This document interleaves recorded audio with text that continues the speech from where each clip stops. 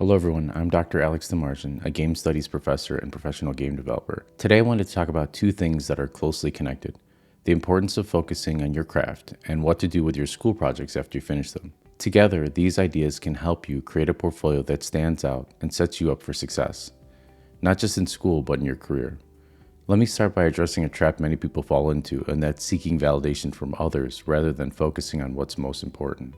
I think a parable that best exemplifies this, or does a good job of doing that, is the validation of the seeking monk. So here's how the parable goes. There once was a young monk in a monastery who desperately wanted to be noticed by the elders and his peers. He spent most of his time seeking validation, offering compliments, running errands, and trying to make himself indispensable. Yet despite all of his efforts, he rarely received the recognition he craved. Meanwhile, another monk quietly focused on his work and wasn't concerned with being liked or noticed. Instead, he spent his days practicing his prayers, perfecting his writing, and mastering the skills of the monastery. Over time, his wisdom and ability grew. The elders began to notice the diligent monk. They started assigning him more prestigious tasks, teaching younger monks, leading prayers, and representing the monastery in important ceremonies. The validation-seeking monk began to resent him, grumbling, "Why does he get all of this recognition? Why is he always chosen for the best tasks when I am the one who worked so hard to please everyone?" What the validation-seeking monk didn't understand was the truth of the proverb, "Do you see a man who excels in his work? He will stand before kings. He will not stand before unknown men." The diligent monk didn't need to seek validation because his work spoke for itself. His skill and dedication made him impossible to ignore.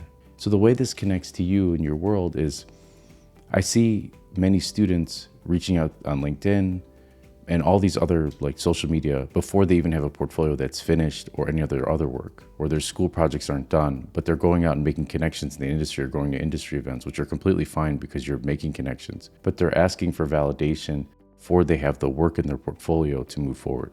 And one of the best advice I've ever heard, which came from a friend of mine, a well-known artist and game developer here in Chicago, and this is something that he told his students: you have two portfolios in life, the one you make in school and the one you build after you graduate. You don't have to wait until you graduate to start working on your after college portfolio. So how do you do that, right? You're constantly inundated with schoolwork and all this other stuff. And a lot of this stuff doesn't have to happen immediately right now. It can wait.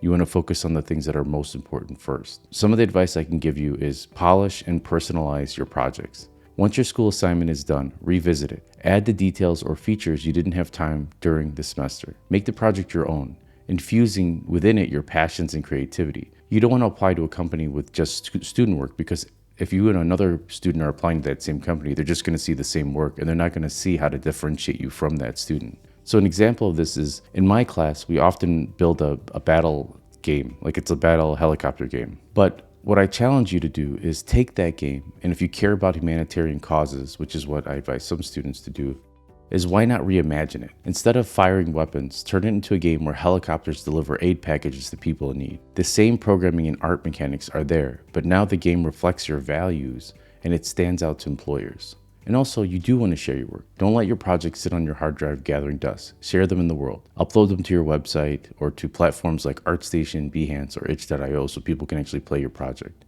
Post progress shots at final pieces on social media like Instagram, Twitter, or LinkedIn.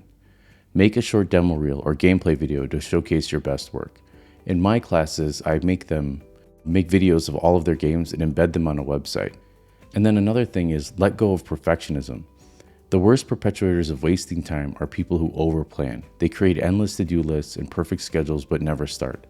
Remember, your portfolio doesn't need to be perfect. It needs to show progress, creativity, and skill. And then, I mentioned this in the previous video, but build a community around your work. Some of the best students I've worked with formed sculpting or drawing clubs because they were game art or illustration majors. These groups became more than just study sessions. They were places to socialize, support each other, and get work done. They even helped with career networking, sharing job opportunities, and building references. And again, you're building it about a worthwhile goal and less about making friends, right? And especially many of the people who are in hiring positions at companies, they're a little bit older like me. They have children, they have families. They're not looking to go out and have a cup of coffee or a drink with you. Like, I'll have past students who'll be like, "Can I buy you coffee or a drink? Could we sit down and chat?" And I would love to. But it's more about well, can you just get to the point? How can I best help you in your life? Oh, you want help refining your work? You need help getting a job? It's sometimes better to just get to the point, and then that point needs to be backed up with having the things ready for whatever you're asking for. And here's the other really big thing.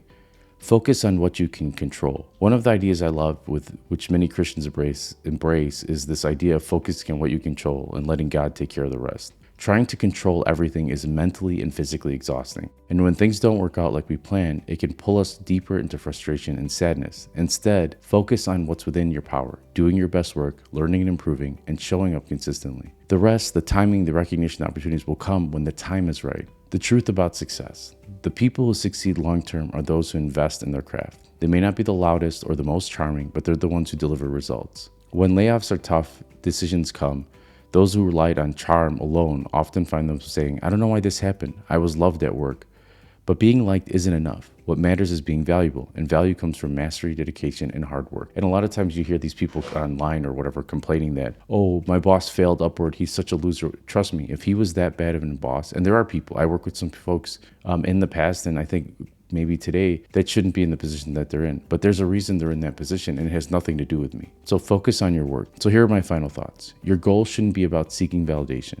It should be to create work that demands attention. Be like the diligent monk. Focus on your craft, grow your skills, and let your portfolio speak for itself. Revisit your school projects, refine them, and make them a reflection of who you are. Share your work, build your community, and trust that your dedication will open doors. Focus on what you can control, your efforts, your growth, and your creativity, and the rest will fall in place. Thanks for watching this video, and if you're a student of mine, thanks for taking my class. I hope this was helpful, and just overall, take care.